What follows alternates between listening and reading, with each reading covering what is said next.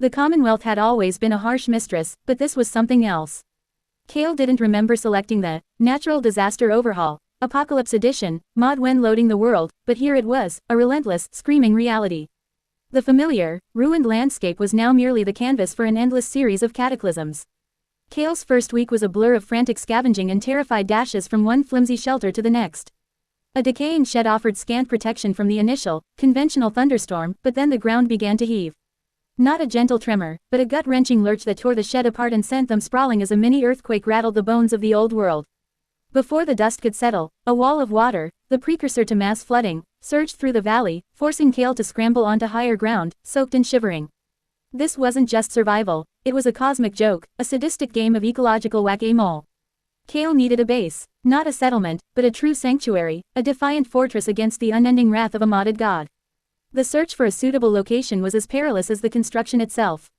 Rivers became raging torrents overnight, roads dissolved into muddy quagmires, and the few remaining structures were often reduced to rubble by the constant barrage of tremors and high winds. Kale finally found it, or rather, what was left of it, on a rugged, slightly elevated plateau overlooking the half-swallowed ruins of a pre-war town. It was the entrance to a long-forgotten, partially collapsed military bunker, its heavy steel door buckled inward but still mostly intact. The ground here seemed more stable, bedrock peeking through the scarred earth. This was it. This was where the impossible would begin. The first phase was crude, driven by desperation. Kale cleared the immediate area, using scavenged concrete blocks and rebar to shore up the bunker's entrance. The goal was simply to make the interior habitable and defensible. A crude generator, cobbled together from a fusion core and scavenged parts, provided intermittent power and light. Water was collected in rain barrels, then boiled. Food was meager, relying on mutated flora and whatever creatures could be caught during rare lulls. Then came Hurricane Tempest, a name Kale had mentally assigned to the howling fury that descended. The winds were unlike anything Kale had ever experienced, even in the game. They shrieked like a million tortured souls, lifting debris the size of cars and flinging it with lethal force. The reinforced steel door groaned, threatening to rip from its hinges.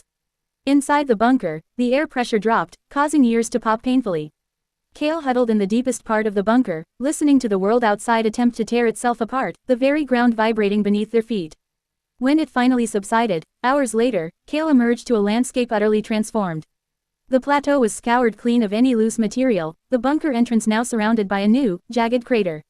The exterior reinforcements were gone. The door, though still attached, was now dented inwards like a crumpled tin can. It was a catastrophic failure, but a vital lesson. Simple reinforcement wasn't enough. Kale needed to think like an architect of the apocalypse. The next few months were a blur of grueling labor and innovative engineering. Kale dug deeper, expanding the bunker into a sprawling, multi-layered complex. The new outer shell wasn't just concrete, it was layered concrete, reinforced with salvaged steel plates from crashed vertebrates and the hulls of pre-war destroyers found miles inland, dragged piece by agonizing piece. This shell was designed with massive, sloping surfaces to deflect debris and shed water. Blast doors, salvaged from a secure facility, replaced the original flimsy entrance, set into a reinforced entryway that protruded slightly like a defensive barbican. Water was the first priority for self-sufficiency. Kale excavated a deep well, boring through rock until an aquifer was struck. Twin submersible pumps, powered by the expanding energy grid, drew water into a series of massive, lead-lined underground cisterns. A multi-stage filtration system, cannibalized from chemistry stations and a pre-war water treatment plant, purified it. A rainwater collection system, built into the base's new, highly sloped, ceramite-plated dome, fed into the same system, providing redundancy. This system was designed to withstand radioactive rainfall, high winds, and freezing temperatures. Food was next. Outdoor farming was a suicide mission. A hailstorm, featuring icy projectiles the size of pre-war baseballs, had obliterated Kale's first experimental crop patch overnight. The solution was an elaborate, self-contained hydroponic farm deep within the bunker, sealed off from the outside world. Recycled water, nutrient-rich solutions, and an array of salvaged grow lights powered by the expanding generator kept mutant potatoes, corn, and gourds thriving. Air scrubbers and fine mesh filters ensured that no locust swarm, no matter how dense or radioactive, could breach the delicate ecosystem. Energy became a complex dance of redundancy.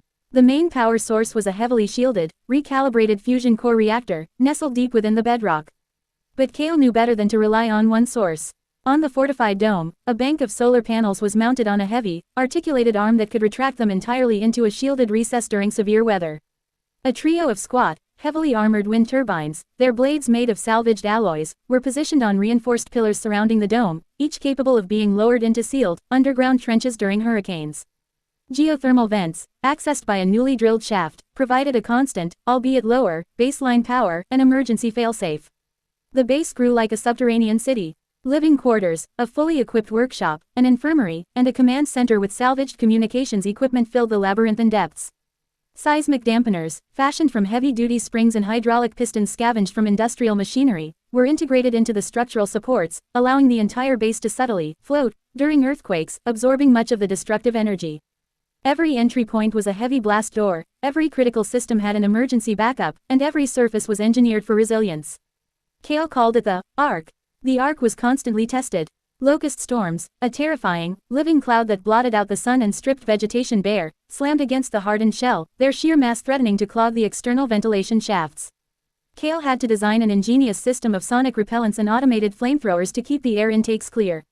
Mass flooding events would submerge the plateau, turning the viewports into churning aquariums, but the Ark's foundations, sunk deep into the bedrock, held firm, and the redundant floodgates kept the water out.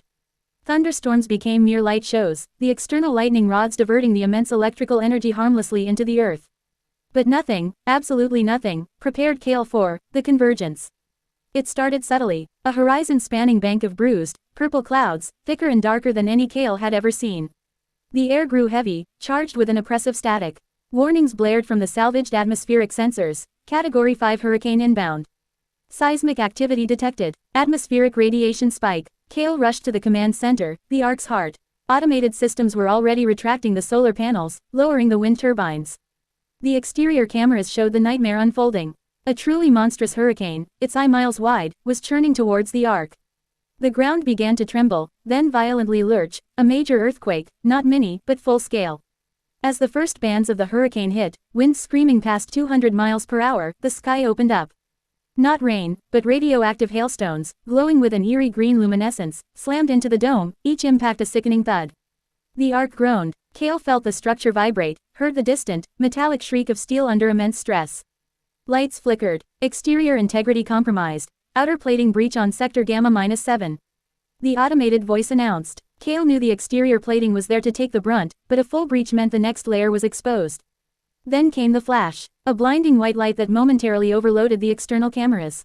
A small, localized radiation storm, an other disaster, had manifested within the hurricane's eye wall. Radiation alarms screamed through the bunker. Kale activated the internal atmospheric scrubbers, cycling the air through emergency filters. The hydroponic farm's lights flickered, but held. Power surged, then stabilized as the fusion core roared, feeding energy to crucial systems. For hours, Kale was a one-person crew, monitoring, rerouting power, initiating repairs. The seismic dampeners worked overtime, groaning as they absorbed the Earth's fury. The blast doors shuddered but held against the inconceivable wind pressure. The hailstones, now mixed with irradiated rain, hammered the Ark relentlessly, but the sloped ceramite dome, though scarred and pitted, refused to yield. When the storm finally passed, leaving behind a silence so profound it felt alien, Kale was exhausted, slumped against the control panel. The external cameras, partially functional, showed a landscape utterly annihilated. The plateau was now a barren, pockmarked moonscape. The pre-war town below was gone, completely swallowed by the combined forces of the flood and hurricane. Kale ventured out later, clad in a full environmental suit, to assess the damage. The Ark was still there. Battered, bruised, scarred, but there. A deep furrow ran across the dome where a particularly large piece of debris had carved a path. Some of the outer plating was indeed stripped away, exposing the reinforced concrete beneath. But no critical breaches. The hydroponic farm was intact, the water clean, the power flowing. Back inside, Kale removed the helmet, breathing the filtered, recycled air. The Ark hummed, a comforting, defiant song in the heart of the apocalypse. The external sensors were already detecting distant changes in atmospheric pressure, the precursor to the next random disaster. The game would continue. The modded world would remain a constant, brutal challenge. But Kale had built the impossible. A sanctuary in the maelstrom, a bastion of human ingenuity and stubborn refuse to yield. The disasters would keep coming, but Kale was ready. The Ark was ready, and in this endless, modded hell, that was all that mattered.